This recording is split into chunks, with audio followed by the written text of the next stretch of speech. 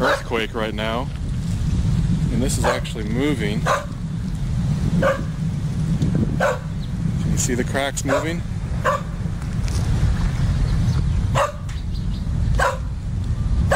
That crack was not there. The crack is getting bigger and smaller, going back and forth. And there is water coming up all over in the park right now.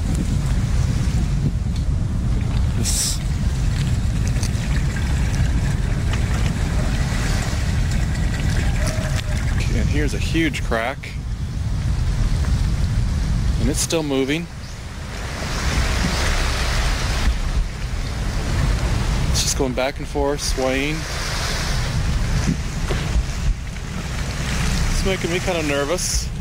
This land could just go, potentially. I don't know. In the days to come, scientists would regrade this quake as a magnitude 9. On March the 11th, 2011, at 2:46 p.m. Japanese time, the stresses reached breaking point.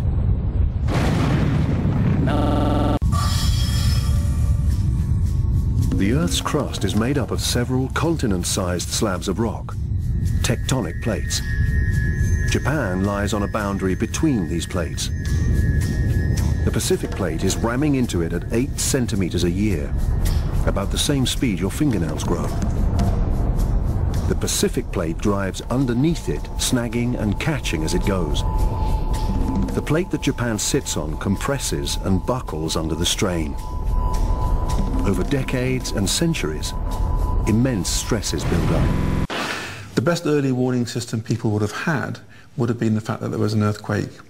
And people have got used to the fact that if you have an earthquake, there is a possibility of a tsunami that will follow. But in the time scale they had, there was very little time or very little opportunity for escape. The tsunami hit Ofunato just 20 minutes after the earthquake. Water that actually hit the coast will be well in excess of 1 billion, probably 10 billion tons of water. That's a little bit like taking 1 million swimming pools and just emptying them onto the coastal areas of northeast Japan. 15 minutes later, the tsunami hit Sendai. Over centuries, the Japanese side of the tectonic fault line had been compressed and dragged downwards by the Pacific plate driving beneath it. The whole upper plate behaves just basically like a rubber block. It just compresses and like a spring like this, and when the earthquake happens, it springs back. The sudden upward flip of such a huge slab of rock lifted a 6-kilometer deep mass of water upwards to the surface of the sea. As it collapsed back, immense waves raced out across the ocean. Not like normal sea waves, more like shock waves from an explosion. Just 1 meter high, but over 100 kilometers from front to back, and traveling at terrifying speed. It's very difficult for science to protect against earthquakes and tsunamis. What science can do is help town planners, engineers to make buildings stronger, to make designs of buildings and cities more resilient.